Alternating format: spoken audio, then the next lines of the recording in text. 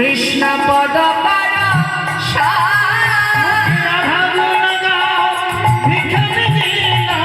কৃষ্ণ পদ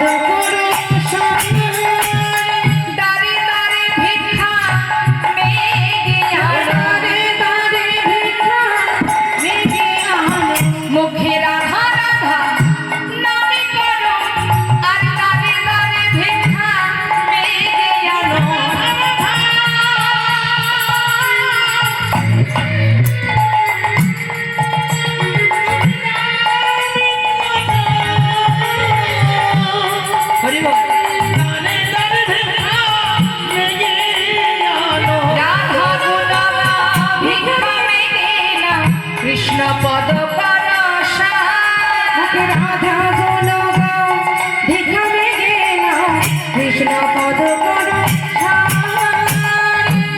যা দাঁড়ে দাঁড়ে ভিক্ষা করো, ভিক্ষা করে তবেই তুমি সেবা করবে।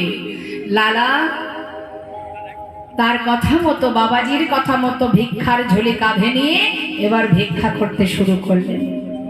দেখুন মা, যিনি এত বড় জমিদার, কত সুখে ছিল তার জীবনটা। হ্যাঁ, বেশ তো কাটছিল। সুখে থাকতে কেউ কি আর দুঃখ চায়? চাই? আমরা কি চাই ভগবানের কাছে? না।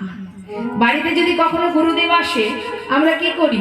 যত আছে নিজের দুঃখ কষ্ট গুরুদেবকে জানাই, তাই না? গুরুদেব আমার হাতটা দেখুন, গুরুদেব একটু বলুন না, কেন আমার সংসারে এত দুঃখ কষ্ট, কেন শরীর ভালো নেই, কেন ব্যবসার উন্নতি নেই, কত দুঃখ গুরুকে জানাই।